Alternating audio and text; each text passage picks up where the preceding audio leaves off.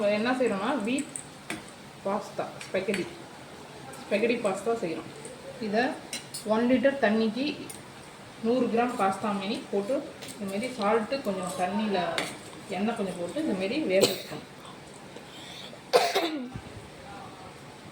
அதுக்கப்புறம் இந்த பக்கம் பூண்டு, வெங்காயம், கொத்தமல்லி போட்டு வதக்கிறோம்.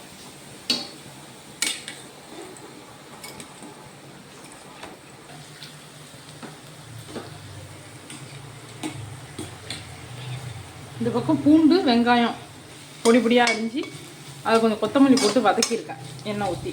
இப்போ தக்காளியை வந்து பேஸ்ட்டாக அரைச்சிருக்கேன், ஒரு 2 தக்காளியை அது போடுறோம் குறப்பாக.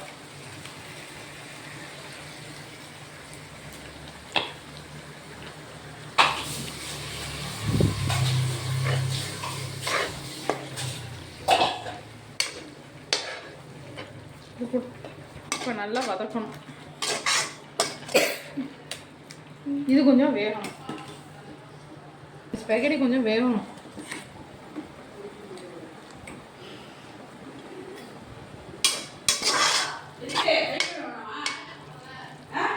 இப்போ நம்ம 3 முட்டை உடச்சி ஊற்றிக்கிறோம்.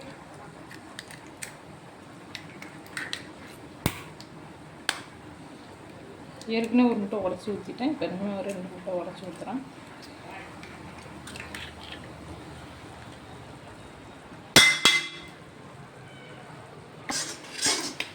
முட்டையை நல்லா இந்த மாதிரி பொரியல் மாதிரி நல்லா பண்ணிக்கிறோம். ஃபஸ்ட்டு நம்மளுக்கு இன்னும் ஸ்பெகடி வெந்துட்டு தான் இருக்குது, ஏன்னா வீட் ஸ்பெகடிங்கிறதுனால கொஞ்சம் வேக லேட் ஆகுது.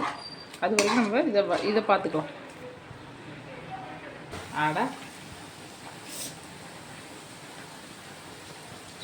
இப்போ நம்ம உப்பு கொஞ்சம் போட்டுக்கிட்டோம், அப்படியே கூட எண்ணெய் கிளறிக்கலாம். இப்போ வெந்த பாஸ்தா போட்டுக்கிட்டோம் ஸ்பெகடியை.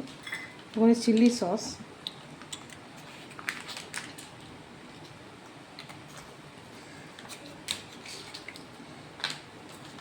கொஞ்சம் சோயா சாஸ்,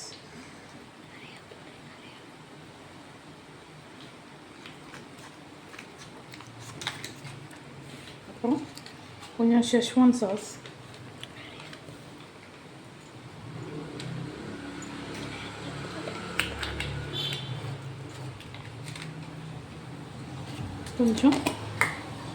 கொஞ்சம் பெப்பர்,